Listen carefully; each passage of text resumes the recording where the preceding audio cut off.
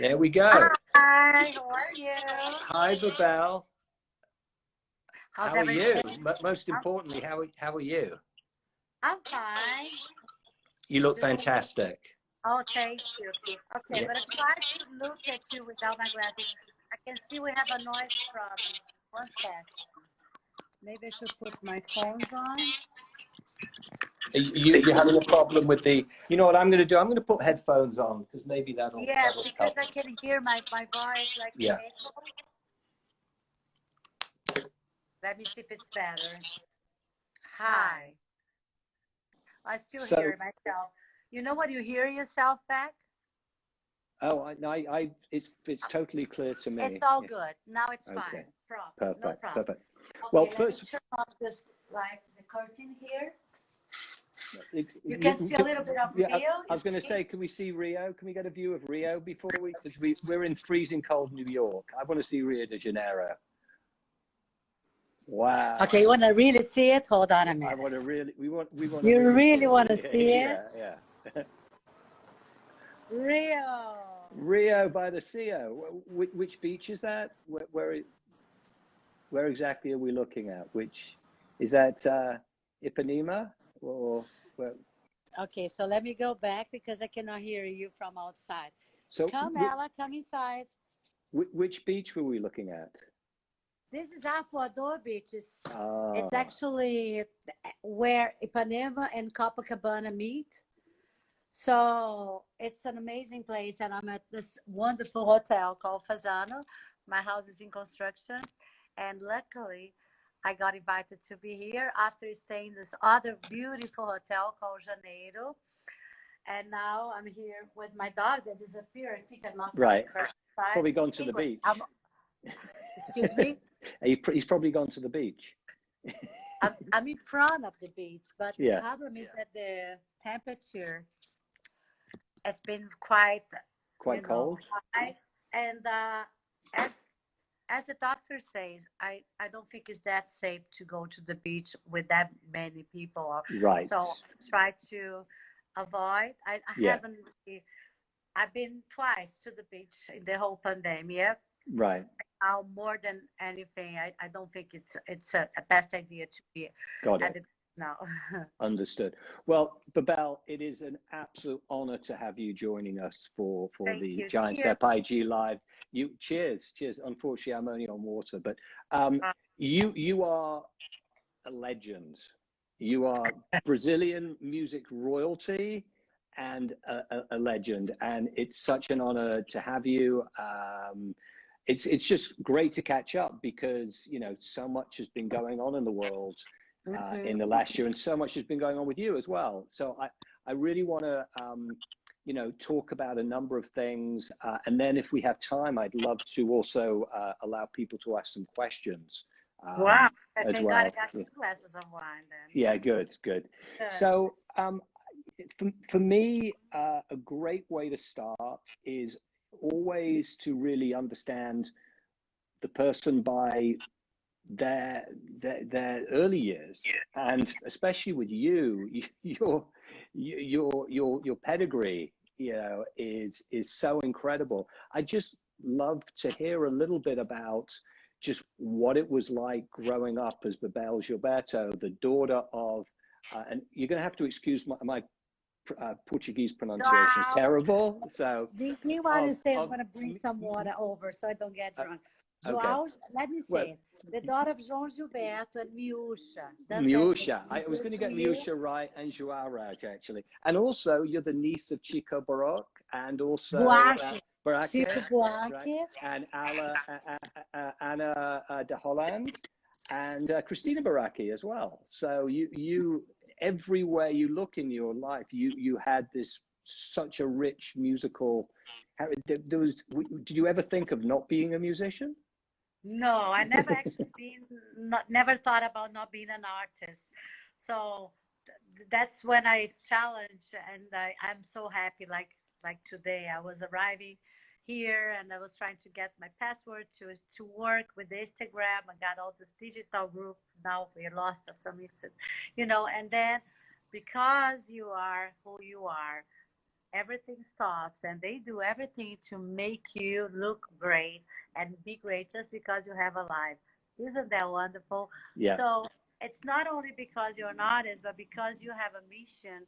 And I believe that as you grow up in the family that have been kind of working like that, and sometimes being privileged in certainly circumstances, it's not only glamour, but like today, even though it's a very special day and I did not meditate and I did not do what I supposed to do, I'm taking the time to talk to you guys that before talking about my childhood, I must say that the day I arrived in New York and I had posters all over with my face on. And people were telling me over the phone, we didn't really have, no, we were about to start having cell phones at the time. And then I did that wonderful concert at the Shine. Yeah, yeah, with Giant Jonathan, Step. Yeah, yeah, and I was, yeah, it yeah, was a yeah, champagne, and nobody yeah, had any champagne at the Shine. yeah, And then he shows up with this vintage Dom Perignon. I don't know where champagne was, and I was yeah. like, I never seen that champagne. Oh my God, a vintage one. So that moment was so important for me, and I believe I'm very lucky and you know brilliantly lucky to have the pleasure to work with you guys more than once. So Oh, thank you.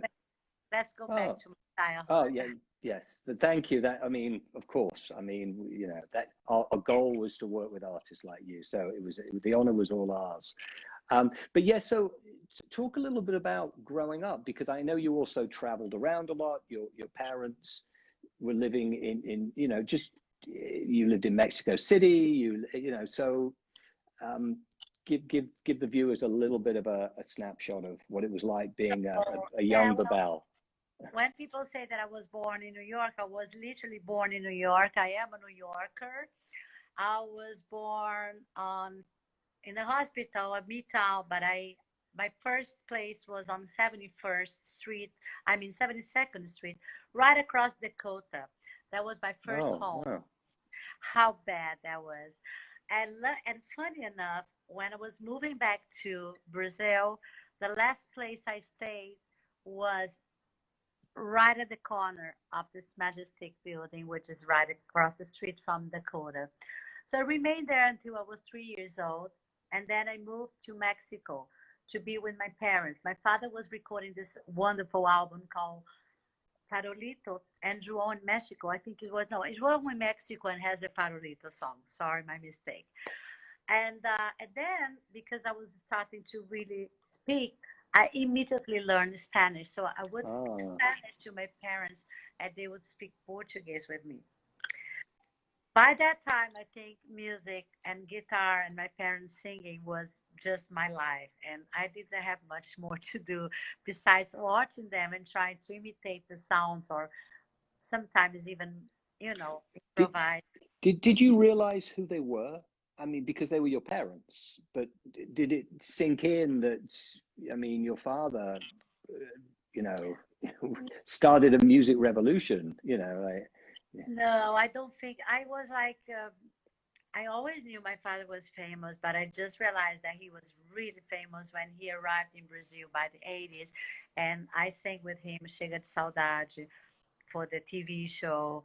And for me, I was such a naive girl. What did I know about life and stuff? And having so many important people watching me in the global TV special with all the celebrities you can imagine. So I think by that time I realized how important he was and how important I became because I sang along with him Chega de Saudade. And how old were you when you did the TV show? 14 years. Wow. And had you already started singing uh, Oh, I did my first recording when I was 7 years old. with That's your when I mum, right? with my You did it, mom. Yeah. yeah. Yeah. And then I did some TV commercials. I did some jingles, and also I think, which is very important for the people that are listening to me, I try, okay, to learn music, but I was never a good student, and I never really had patience because I got the feeling that improvising was much easier, which it is, and you just get in your comfortable zone and you don't want to change. But to be honest, I think my biggest school was at the teaching lesson of learning melodies very fast was because I did so many commercials and jingles to help my mother. So I would used to leave school and just go to studio, and from one studio I would do Mickey Mouse Club and Bernard and Bianca or whatever Disney, you know, animation film was in the area or about to come, and I was always doing a character or something else. So I'm very proud of that because I think that creates a lot of musicality on me. And even though when the melodies were a little weird, I would just change. And then later on, I was doing a recording for a film called Menino do Rio, Guilherme Arantes. I never told this story to anyone. And then Guilherme Arantes, who is an amazing musician, was like, I love that the part of the melody that you have changed. And I was like, a change? Yes, it was like something else, which was a little not that interesting. And I just added a bandit note. This was when I was around my 16 years old. So I think that just, taught me how to improvise without being so jealous or so guilty or so worried with the melody itself, but playing it and always adding without being so aggressive and changing the whole music. So for me, that was a big school. And then after that, I started doing theater, which I think it helped me a lot. And again, my mom comes back and my uncle, Chico Buarque, we did Os Saltimbancos when I was 11 years old. And it was a musical that started with the recordings of the, the sounds and the music with all the group of children. Of course, I was the pupil that sing all the solos. And then we did the play, and we also draw everything and paint Oh, it. So wow. I draw a lot, I paint a lot. So I definitely I think I was prepared by life amazingly, and I'm very happy that life got me this presents that I just now that I'm older, I know how to appreciate. Oh, Right. there's Ari, my friend. Yeah. Hi, Ari. You got a lot of people, you got a lot of friends who are sending hearts, emojis to you. You're making everyone very happy. Thank God today's a Yeah, beautiful yeah, day and it's an yeah. important one, right? So, I mean, so your father had moved to New York, was living in New York, and your mother was touring a lot. So you were living in Rio with your grandparents, with your family. I You were was going living to school. in Sao Paulo with my grandmother. My father was in US and my mother was everywhere. And then I also had something important to say. I don't want to Sure. forget. The first forbidden film for adults I saw was Hair. And I had all my makeup on, trying to pretend that I look 18. I just wanted to let us go. And today Aquarius is up to Hmm. start again. Yeah. Hmm. And I saw the tail of the film because imagine when I think I was 9 actually when I watched it. Imagine watching that film when you were 9 years old in Brazil and you knew you were American and you knew Central Park exists, Right. but I didn't remember any of that. And my English was so poor. So, anyway, so going back, I was with my parents in Sao Paulo. Thank God, my grandparents, I'm sorry, my grandparents, my grandfather was a historian, my mother is 7, and grandmother of 14, I believe. And she raised me beautifully and she taught me to how to try to be a princess. I'm still trying, but I think she did a good job. I think she did a great job. And so musically, obviously you had the heritage of your family, but were you listening to Led Zeppelin and Black Sabbath? What were you listening to as a I never, teenager? I never listened to Led Zeppelin. Uh, Until I had a boyfriend that was crazy about rock, and that was when I was already 19. The first music that really touched my heart and opened my eyes for, you know, other kind of music besides my father's music. Let's Hmm. put it that way. I'm not gonna even say world music because I Hmm. don't even know I, term. I I hate that expression. I heard Isn't She Lovely in a Christmas party from Beth Faria. Beth Faria is an incredible actress. And my aunt is also an actress that was married to Chico. And we went there on the 24th. The 24th was ever at her house.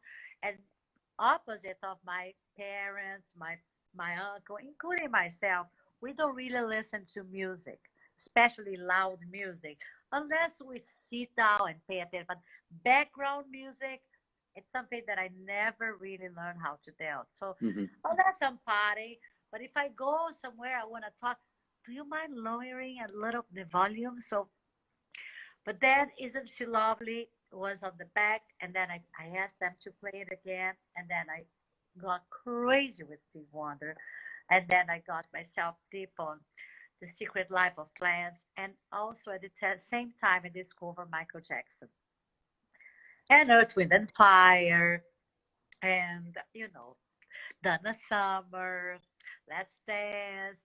So these were really the first music I heard. Unfortunately, I didn't listen to Led Zeppelin. Right, it's okay. So somebody just asked a question. They wanted you to go back and talk a little bit more about your grandfather. Somebody said you need to talk. So do you want to maybe give a couple of sentences? My grandfather was the most interesting person in the world, and I think he was a bohemian. He lived in Germany, in Berlin. He actually did the first translation from Germany to Portuguese. Wow. He was obsessed about history and always tried to tell me his stories that I needed to learn, including Adam and Eve, or the beginning of the peace here, because he was also talking about the yellow fever, and also at the beginning of the pandemic, I was talking about that. But everything he would tell me, all the stories will have the touch of a teacher that always wanted to be funny, but couldn't be funny because he was a historian. So with his first granddaughter, he let himself be the Red Hood girl, and I could be the wolf. Everything was opposite. We'll stop in the traffic. You call the car, the next car, and say, "Hey, do you see this little girl behind me? She's my grandmother. Do you know that?" And I was being, don't do that. You're crazy. So he was that kind of person. At some point, we tease each other so much on the way to the university. My grandmother driving and him talking and having a fight with me, that she literally stopped the car and said, "Okay, one out, or I can keep driving. Otherwise, I cannot do it that way." So again, I don't think I'll be Bebel if I wouldn't be my grandfather's granddaughter. And thank you for whoever asked me to talk about Papioto. That's the name, because Papi, Papioto, outro, another, Papioto. Right. Yeah, I wouldn't be the Bebel. So, you were obviously influenced by your parents' music, your father playing guitar, bossa nova in the house, but you've never seen yourself as a bossa nova artist. No. My father doesn't see himself as a bossa nova artist. That's a label. Nothing against bossa nova. Right. We dance with the bossa nova, but he was much more. He created a sound. He had a whole aesthetic way of seeing things, and he was almost like a philosopher. So I wouldn't say that is only bossa nova, but yes, the sound of his guitar, the whispery singing, they're not overdoing it, right? Yeah, I mean, one of the most subtle artists I've ever experienced live in my life. I mean, I saw your father a couple of times perform live, but the first time was in 1987 at the Town Hall in New York, and it was just him on. It was him on stage solo playing his guitar, and you could, first of all, the audience was silent. I mean, you could hear a pin drop in there, but I also know that he had, you know, he didn't really enjoy performing. He would get nervous performing, you know.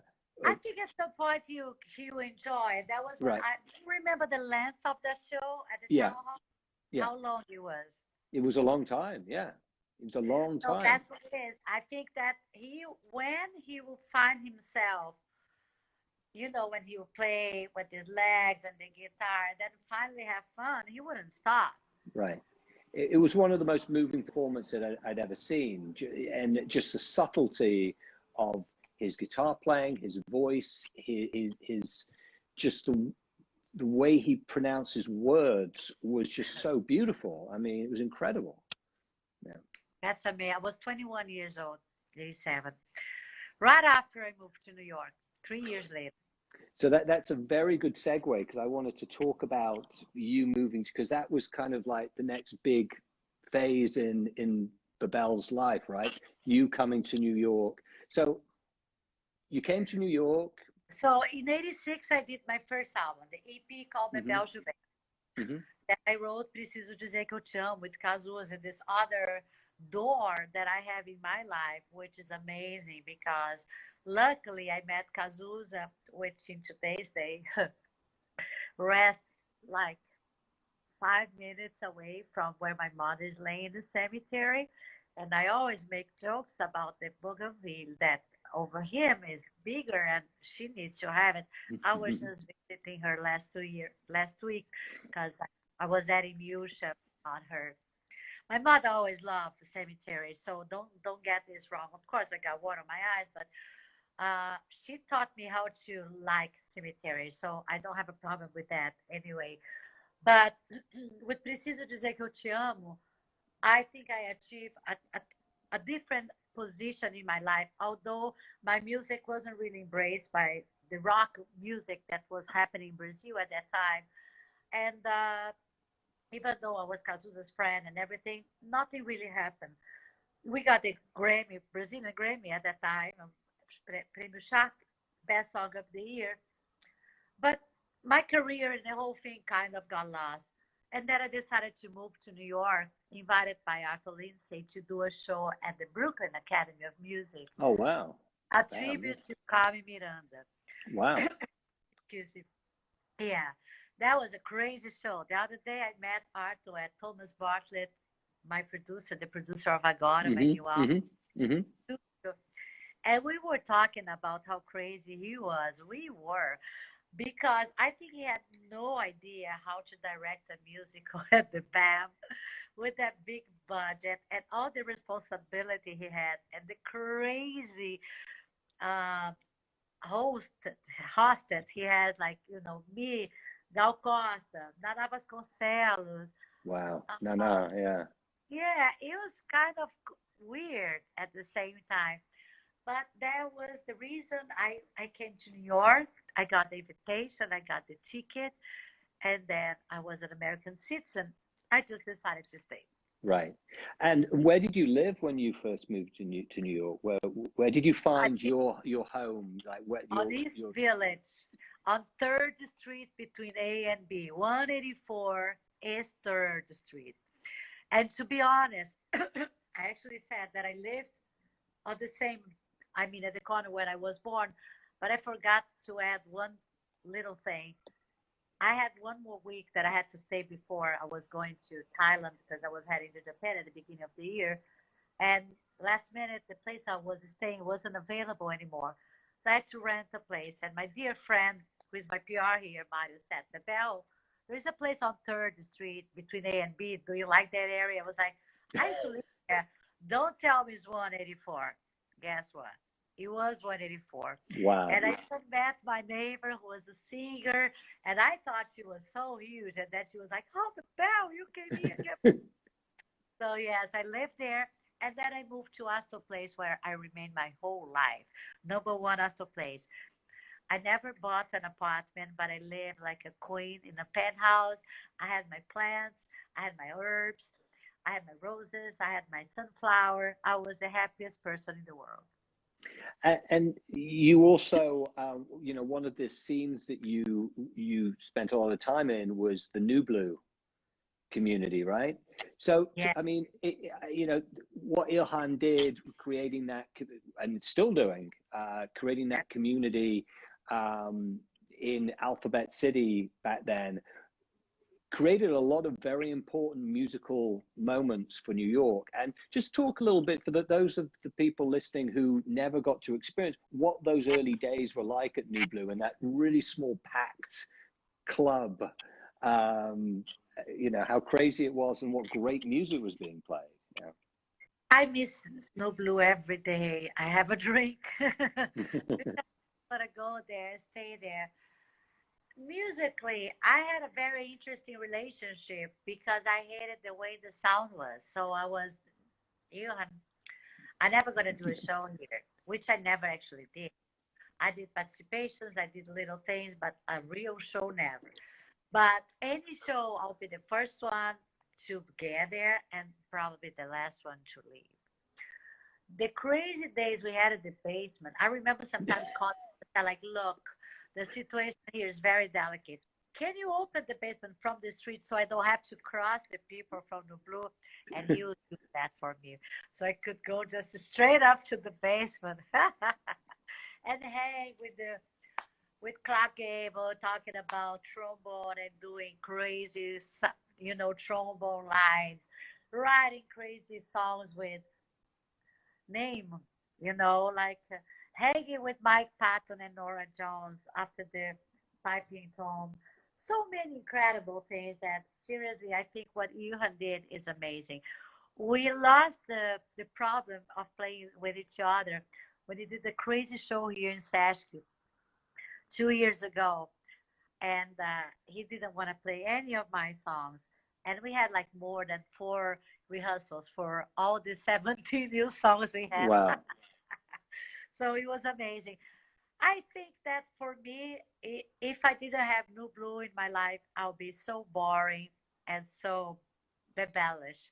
So I needed to have a little bit of underground, you know, touch just to remain the crazy person I am until today. Very special times. And then, of course, you know, really your breakthrough album, which we're now celebrating the 20th anniversary of, Tanto Tempo.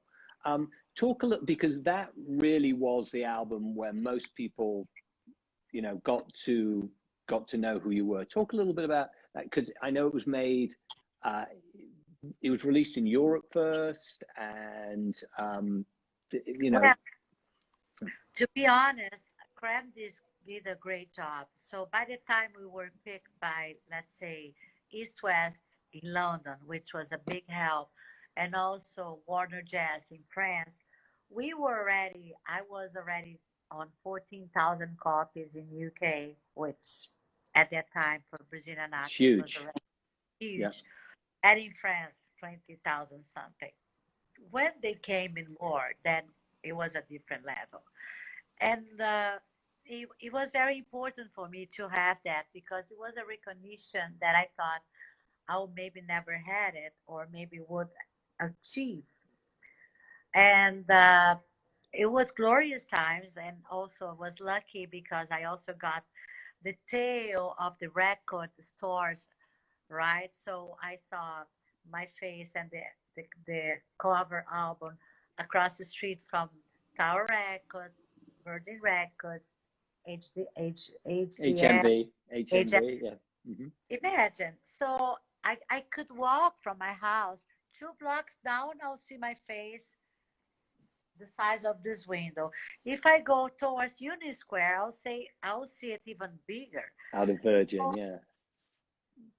Two of my first albums, right after Tanto Tempo and Bebel Gilberto, were the display, and after that, the record stores disappear. So I didn't really feel the impact of not being famous anymore. Right. But that record really did to change everything, and that's when we first got a chance to work together. And we did the Shine show with you. We did 2 shows at Irving Plaza.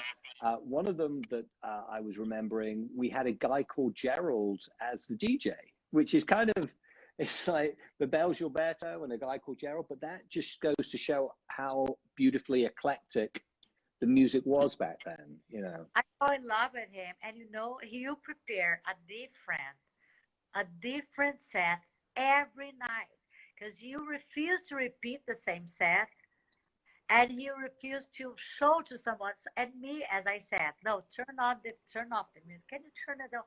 I'll go to the dressing room. Can I hear Gerald from my dressing room? Because I like to hear him while I'm getting ready. Right. That's amazing. I saw him in Australia 2 years ago. We had a beautiful meeting. We were together at oh my God, it's going to come back to my head.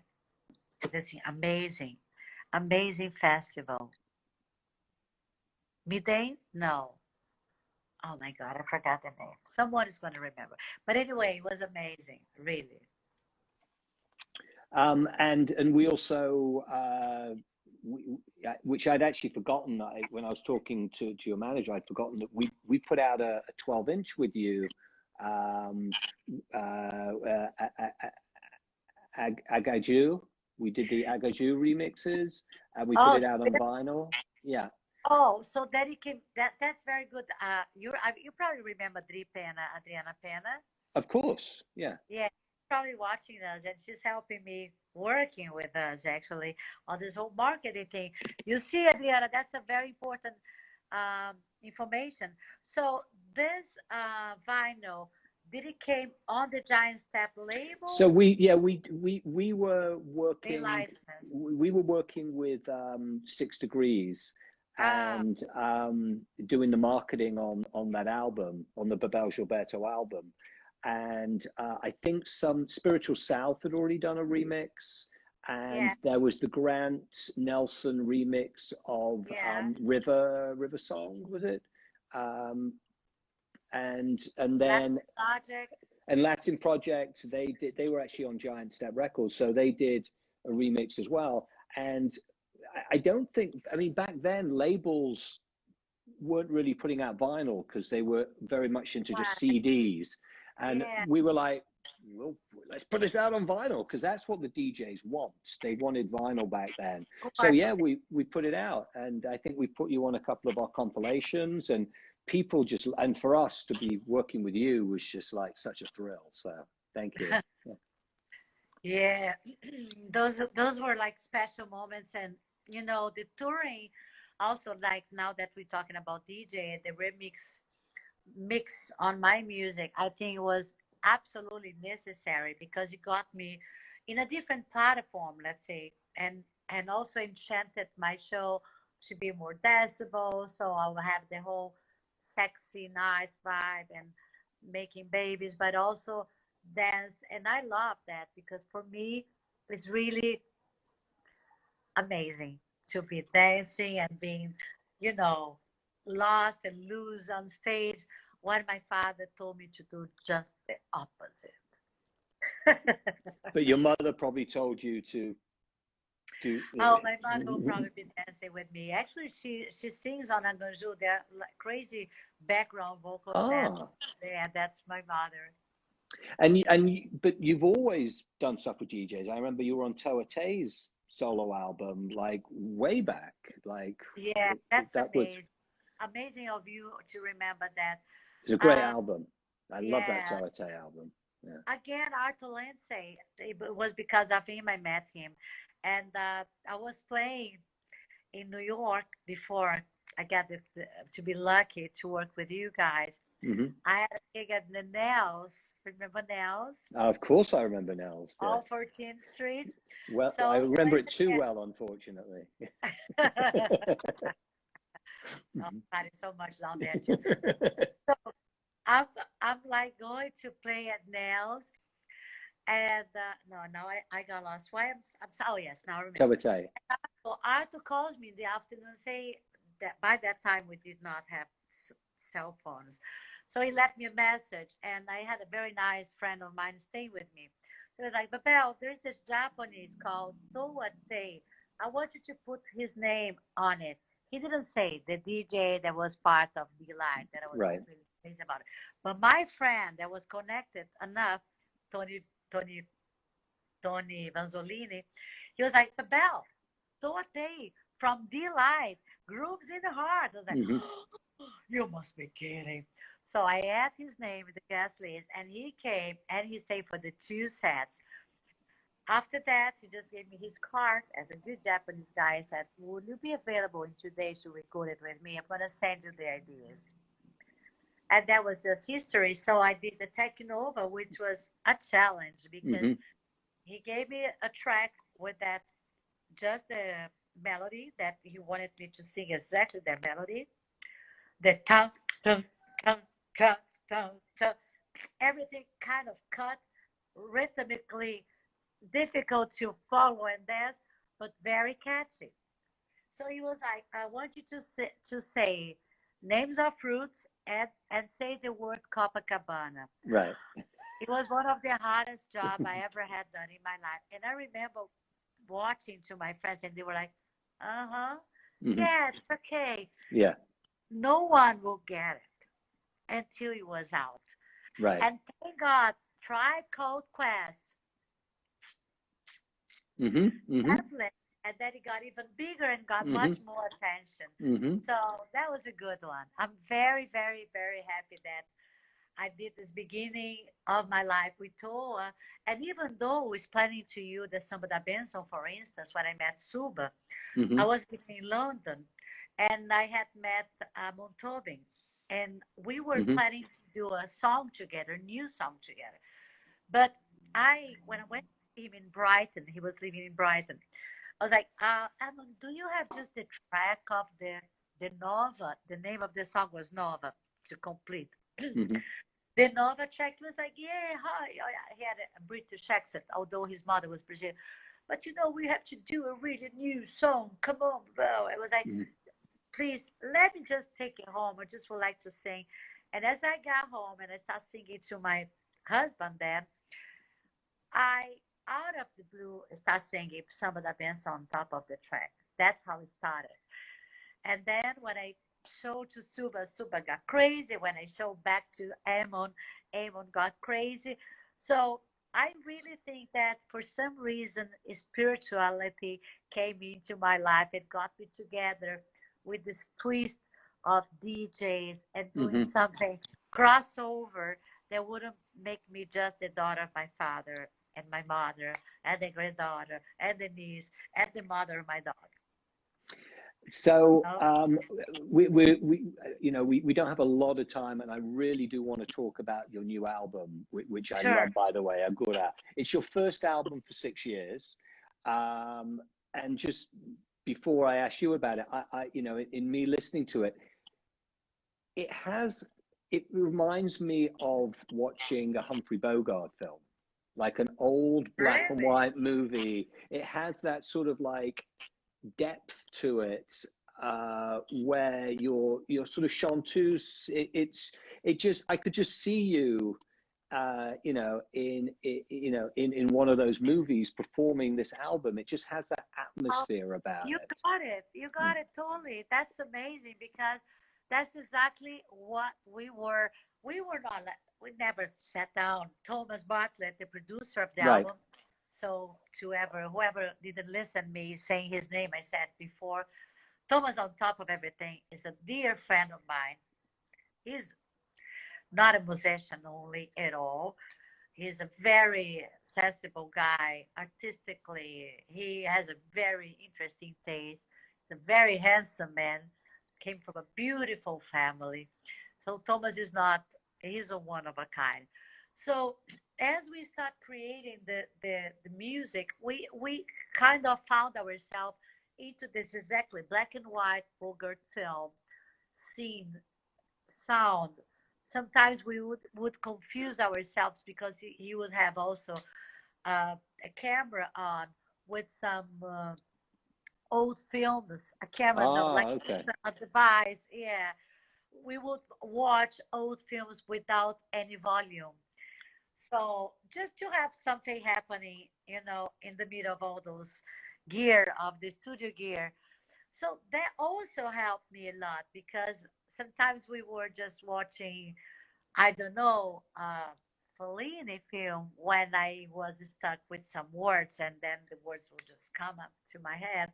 So I would say that the method we choose to do agora, it's a method that should be studied because we were very, very free. We didn't have any pressure. We didn't have a deadline. We didn't even have a record company. So that helps a lot.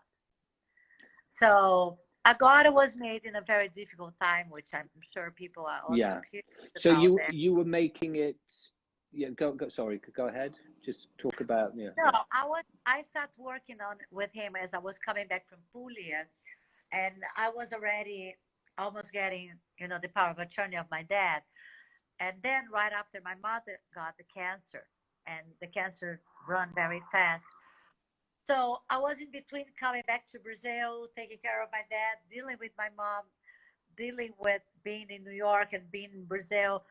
And I always thought my father was going to die. And then my mother gets very sick, and I get here to be with her, thinking she was going to live another 5 months, but then she just lived 9 days. Wow. Oh, yeah. But to be honest, most of the songs were written, but we wrote other 10 ones at that period of the very sadness. So Bolero came after, yet another love song came after, um, Essence, a song I did for my mother, came after as well. So uh, in total, we had like 17 songs that we did in the last 3 years. And I believe that Agora is one of my best albums. It's And a fantastic album. today, Fantastic album. important day, meditation. Bebel's gonna win the Grammy. Yeah. Bebel's gonna win the Grammy. Gosh. And I have to ask you a question. There's no guitar on the album, right? No, that was the purpose. Okay. Do you want to talk a little bit guitar, about that? Well, that was more Thomas, and I must say that I agree immediately with him. I was in the phase that I was doing like voice and guitar shows for the last 3 years when we start working together. And I think as Thomas has this very electronic sense of harmony and the sounds that he creates, I don't think it would be too much space for the guitar. So, in purpose, he convinced me to sing more in Portuguese and not to use the nylon guitar, not even the guitar. And obviously, the record came out, I think, August or September. The album came out in May. I mean, May. Sorry, no, sorry. It was supposed to come out. Yes, yeah. It came out the August 26th. Right. And just talk a little bit about the challenges of releasing an album during pandemic, because as an artist, you go on tour, you do your promotion, you're doing interviews, you with your band, you're doing all these things, and now it's this where you're in Brazil, I'm in New York, and we're talking. It's Zooms, it's no touring. Just talk a little bit about just the change of pace and the atmosphere and what that's like. Adriana Pena just came, and it's nominated to Grammys. Oh, it is? Coming back. No, she was just my right. Let's see, tutor now. Maurice, what I say, for me, as you know, I improvise a lot, and I never really study what I am about to say, but I did find something very interesting to say when I was dealing with the press, especially lives, especially press, because I think the press always get shrink in between the tour, the trying outfits, whatever it is, that you get totally nervous because the band is not responding the way you want, all the distractions you can get. So the press is always put in the back of the room, and you never really have time, and you always, manager or agent, whoever, or yourself, you squeeze the poor press. Look how nice I am today. But it is, not today. I said that at the time. And then I think what was great about the pandemic, it was that for the first time I could talk to the press being myself, Right. talking to them with all the time. Sometimes really like I had like few interviews that I didn't think I was as good as I could, and I requested journalists if I could talk to them again. At some point, one of them in the south, it was too hot, the light, and I was like, "Look, could you please give me a break?" And then the next day, I called, "Can we do it?" And then she loved it, and she gave me the cover of the newspaper. Wow. So I think that for me, I embrace it in a very nice way because I think I personally may need it. I was in the middle of a thunderstorm of emotions, and it will be maybe too soon for me to show myself. Here I am, big with a new album. When I was actually, folding and sewing my heart back and putting my thoughts and my Right. energy back. Yeah. So, funny enough, life put me back in Brazil. I was talking about my sixth album in 20 years, released outside Brazil, in Brazil, that it's 90% sang in Portuguese. So amazing. Now I think it's getting a little too long and I'm dying to play live and I'm Right. tired of the pandemic. Yeah. But still, we are holding up.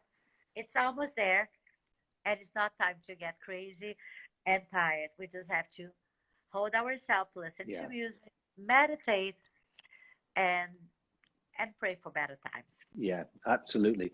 I'm going to open it up to questions in a minute, but just anything else you want to say? Is there anything else you want to say? Anything you've learned from these crazy times, or anything you want to share with us? The glass of, I never liked frozen water. After the summer and the pandemic, I'm drinking frozen water, frozen wine, frozen anything. Um, what can I say about that? I think that we're all gonna get out stronger, and we learn a lesson. And I hope the world had learned the lesson I learned. I'm trying my best to be the best I can and to understand that the world needed that break. Now we just have to defrost ourselves Yeah. and get used to the new world. Yeah. And in life, because we're gonna have other problems similar to this one as we are having already. Yeah. And we can't stop and we can get depressed and we can get crazy and we cannot kill our parents, cats, dogs. We just have to be strong. Oh, it's beautiful. So I think we have time for one question. So does somebody have a question for Bebel? Fora Bolsonaro. Well, that's a good question for Bebel. If it's up to me, yes, baby. It's time for you to fly away. Fly away. So just maybe for the people who didn't really understand what that was, just explain, because the politics. Yeah. Well, Bolsonaro is our current president. He's similar to Trump. Yeah. He's in the same school of we're gonna clean and change everything for better, the way they believe it's better. I'm not gonna be wasting our time talking how bad it is this because I don't think it's time for that. We live in a democracy. So that's what I'm trying to pitch for everyone. So yes, for Bolsonaro. Anyone has another question? Yes. So a lot of people asking you, when are you going to be touring again? When are you performing in New York? When are you coming to Texas? When are you going to San Diego? We get from all over the country. They're asking. So whenever Brazil gets the vaccine, which is a big, big, big problem. Yeah. That's a big thing. And if you want to call awareness, alert, we don't even know how we're going to get a vaccine. Right, right. And how it's then going to get distributed. A question that just came in: is Brazil giving you inspiration to write music? No. Being in Brazil, okay. No. Another question: when are you going to be back in New York again? In May. In May. That's in my head. That's when I might put my telephone number, so I have to be there so I don't lose my 917 number. And what inspires you at the moment? My dog. My dog. Your dog, yeah. Oh. Yeah, it's my dog. For a long time I've been alone. I never had a daughter, never had a son. I never had a pet for the last 20 years, basically. So yeah, my dog is my biggest inspiration. Right. And the great thing about a dog is they'll always be happy to see you. when your kids get older, they don't want to see you. My dog is very... Oh, your dog has its own...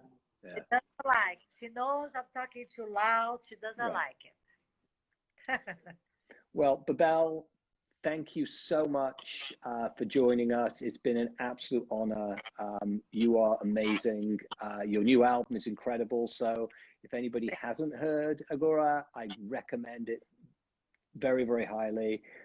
And I just can't wait to see you live very, very soon. And stay safe, stay well.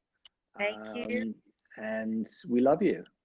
I love you too. I have a question for you guys. Of so course. if I want to do a show with Giant Step again, is that possible? No, Giant Of Step. course. Anytime you want to work with me, we can do it again. We'll do whatever you want to do with me. Is Jonathan back in New York? No, he lives in Portland. He lives in Portland now. Portland. Yeah, he Portland. He found a woman over there, probably. Yeah. That's well, when we go that far, we always know the reason. Yeah. Anyway, Maurice, was beautiful talking to you. I hope my answers were not too long. You were amazing. And I promised I wasn't going to drink, but I drink a little. I hope I did not ruin it. That's okay. You were fantastic. And I loved seeing the beach behind you as well. Oh, that was good, right? And let me try to get my dog quickly. Yeah.